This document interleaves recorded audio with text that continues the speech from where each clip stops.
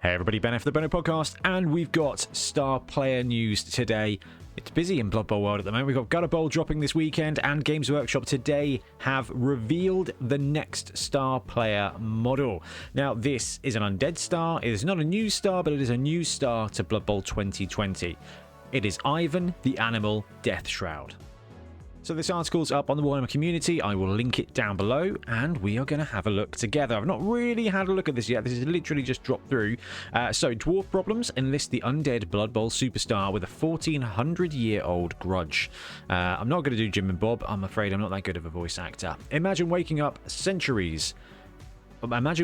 after centuries of deathly slumber to discover your favorite pastime, war, has been eliminated. What's an enterprising conqueror with a particular distaste to dwarves to do with his skull-cracking talents are going to waste? If you're anything like Ivan the Animal Deathshroud, the answer is simple. Sign up with your local Blood Bowl team. Okay, so here we go. We've got the first shot of the model here. It is a skeleton champion. He's got big hands. He's got claws on his hands. He looks bigger than a standard skeleton. He's got the classic Games Workshop undead team armor. So you've got the kind of Batwing style shoulder pads and big old chest piece. It looks kind of like mummy armor from the team, like definitely in line with the undead team from Games Workshop. He's got massive bat wings on the top that just massively smacks of old school Warhammer. So he is a tall chap. If the Forge World sculpts tend to be a little bit undersized, like Skrull was small, I imagine this guy's going to be reasonably chunky. That is a 32mm base, so he's going to be standard size, but I think just a bit tall. He's got very, very tall helmet ears. Raised from his most recent death by the necromantic coach looking for more offensive punch at his lineup, Ivan Deathshroud felt nothing but furious contempt for the warless world he found himself in. It wasn't until he watched his first Blood Bowl game that the undead warrior found a new calling, taking to the gridiron with the murderous glee of a born blitzer. Back in his days as a flesh and blood warlord, Ivan launched many a campaign against the dwarf holds of the world's edge mountains, and his vendetta has not been dimmed by his time away from the world.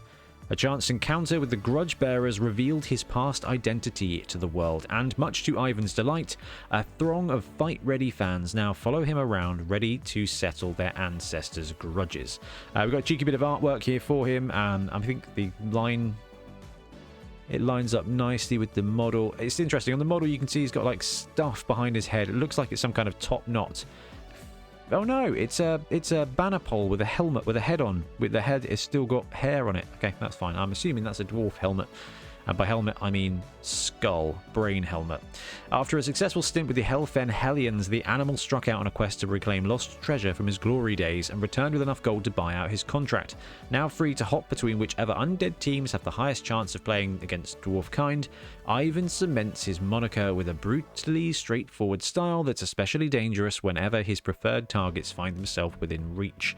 Block, Juggernaut, and regeneration skills make him a tough nut to crack on offense or defense, and his special Dwarven Scourge ability helps him bash right through an opponent's armor once per game. As the name suggests, it gets even better against dwarves, handy for buckling their particularly thick protectives. So the dude's got block, he's got Juggernaut and regen. Regen makes sense because he's undead. Block makes sense because he's a blitzer. Juggernaut's going to be interesting. He's a blitzer, so I guess that skill's there to encourage you to blitz. Jugs, I guess it overrides stand firm, so that might be a good thing. I don't know if that's a particularly useful skill. I think Mighty Blow, Guard, Tackle, Frenzy would have been interesting ones. The guy's he's got to be strength 4. Right, Dwarven Scourge is his feat, is his power ability. So once per game, when an opposition player is knocked down as a result of a block action performed by Ivan. So once per game, when you punch a guy and they stack it, you may apply an additional +1 modifier to the armor roll or injury roll. If this is against a Dwarven player from any team, this may instead be a +2 modifier. So once per game, he gets Mighty Blow +1. If it's a dwarf, it's Mighty Blow +2, which is pretty useful. At a reasonable 190k, Ivan has a place in Sylvanian spotlight teams, especially those going up against the opponents of a shorter persuasion. Just don't get him talking about the old days. He'll go in so long you want to become a skeleton yourself. This resin miniature will be coming to the Forge World web store soon. Keep your eyes on Warhammer community for more information. Asterix. Ivan's reign of terror was so prolific that he's racked up a near record 1,524 grudges to his name. I love dwarves and their grudges. Alright, so new star player model. Ivan is back. Well, look, we are absolutely gagging for reasonable Sylvanian Spotlight stars. Well, that's not true. I suppose Cheney's doing Cheney's doing work. Scroll is great for the lol factor. Cheney is the choice. Frank is all right. Gretchen is not. Bryce the Slice is pretty awesome at 130k. I think his blitz ability is pretty amazing too. He's a useful toolkit, but this is an actual player for the roster. So Undead, Necro, Tomb Kings, Vampire are the Sylvanian Spotlight teams. I mean, we're seeing templating for a lot of Strength 4 stars at the moment. You know, we had what is he called? Ivan? Oh, Ivar, the Norse version of Griff. He was a Strength 4 lad. It feels like each kind of mid-range blitzer gets a Strength 4 piece. So I would be surprised if this guy wasn't Strength 4. So Strength 4, block, Juggernaut, regeneration, and the Dwarven Scourge thing for 190k. What we should probably do is flick over to this screen here and look at how he was in the last edition. I didn't realise I pulled this up. So actually, we can hopefully get a bit of a better idea of what he's going to be like. So he's 190k now. In the last edition of Blood Bowl, he was 230. Block, Disturbing Presence, Juggernaut, Loner, Regeneration, Strip Ball, Tackle. So potentially lost a couple of those skills. Gained Juggernaut instead. I had Juggernaut, had Block, had Regeneration. So Strip Ball, Tackle, Disturbing Presence are all skills that are missing that we've seen. Obviously, this is a drop article, so it's not the full rule. So we may see him have a few more skills. Strip Ball, Disturbing Presence. I mean, they're good threats. Tackle is amazing. This lad was movement 6, strength 4, edge 2, armor 8+.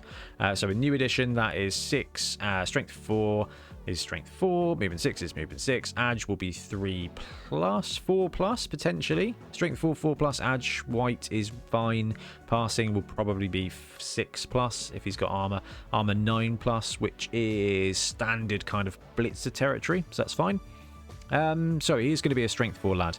Whether he's going to have tackle, disturbing presence, or strip ball as well, I don't know. But it's very cool to see. Now, this is interesting. Obviously, there's been rumors of a vampire team, and we've kind of been waiting for an undead team to drop for a little while. So I wonder if we are warming up for a Sylvanian Spotlight team to land. Now, there's two. There's vampires, which are heavily rumoured, but there's also Tomb Kings outstanding. And quite frankly, I wouldn't put it past Games Workshop to just invent another team and chuck it out there. They've done it so far several times in this edition, and it's been awesome every single time. Khorne, Black Orcs, Nobility, Snotlings. Have I missed one? No. They've all been brilliant additions to this edition of Blood Bowl, which is pretty cool. So a new Sylvanian Spotlight team would not be the worst thing in the world. Undead are good. Necro are great fun. Now you've got 190k Bruiser, who's going to be there the whole game. He's at least strength 4. So this at least gives you an option. It gives you a cheaper choice than Frank, with a better skill set, better movement, still strength 4, so he's still a heavy hitter. He's got block, which is internally consistent, and he's not going to disappear like Bryce the Slice. So that's cool. Yeah, I like it. The model's pretty cool. Big armor, which very much lines up with the Games Workshop Underworld Undead team. So their kind of design is spot on. I love that he's got kind of cobwebs on him. I think it's going to be. I genuinely think this is going to be quite a fun model to paint up. And I'm genuinely just kind of contemplating his use cases, and I think it really does depend on the additional skills that he gets fleshed out with. An undead team or a necro team facing a 12, let's say the start of the league, and you're punching up to 1200 TV, 1250 TV, you're looking at 250k left. You probably got your rerolls. Necro might want to take a reroll to kind of make your internal team consistent if you're playing league. Undead, however, I mean, the wizard is always good, but it is flip-floppy. Bryce is insane when he works and when he doesn't work. I think at 190k, a strength 4 block juggernaut piece is just going to do work. He's not a bargain, but he's not so expensive that he's not going to be able to get on the pitch. This feels about right. If he drops at 190 with block, jugs, regen, strength 4... I think he's the cheapest of the Strength 4 Blitzer stars, which is great. He's going to have low edge, which is fine because that's not what you want. You've got ghouls. No matter which undead team you're running, you've got the ghouls. I don't know if you'll need him for Tomb Kings. I think Tomb Kings, you're not bothered. Tomb Kings want a bit of a ball carrier with speed. So Tomb Kings, Cheney is your boy. I think undead and necro teams that are punching up, Ivan's going to be brilliant. You put him on the line, you punch back, he gets punched. If he dies, you don't massively care. He's got block, so it's going to be 2 dice with block, even though he's got loner. So it's going to kind of be pretty reliable anyway. He's reasonably tough. You know, Strength 4 itself is not a bad defensive skill. Armor 9+ is decent. Regeneration is decent. He's going to stick around. This is probably going to be a really useful star. He's not overpowered and he's not going to change the game. So if you're going turbo tournament build, then Cheney's going to give you more because of the massive movement and just decent agility. But when it comes to a league game and surviving a league game, I think Ivan's going to be a pretty good shout. So if you are looking to kick up a league with undead or necro, then I think you're going to need to pick up Ivan. And the model's pretty good as far as Forge World goes. I imagine it's going to be about £25. I think this is one of the better ones. It is unremarkable, as in there's nothing like massively characteristic about it, but he's big, he's armored, he's undead, and he's got 2 feet on the base, which when you're working with resin is remarkably useful. Anyway, guys, I'm going to wrap up. Let me know what you think about Ivan. I think he is going to be a very useful undead star. Mid-range strength, consistency, and a decent price. I think that's actually pretty useful. It's not as OP as like a Movement 7 Edge 2-piece would have been.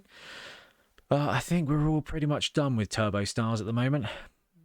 I like this. Anyway, and I didn't see it coming, so this is pretty cool. So yeah, drop, let me know what you think. I'm going to wrap up. Thank you very much for watching. We'll be back soon with more Blood Bowl content.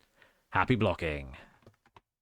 Thanks very much for watching. We really appreciate your support. If you want to support the channel even further, please like and subscribe. It really does help us out. Or come join us on YouTube members or in Patreon, where you can get exclusive access to some content, some loot, early access to basically everything we do, as well as regular competitions. Or you can pick up some Bonehead Podcast loot either on our website at boneheadpodcast.com. We've got the Dungeon Bowl things, we've got tokens and stuff like that, or on our Spreadshirt site as well. Everything you do just helps us make more content and hopefully do it of better quality. Anyway, thank you very much for watching. Happy blocking.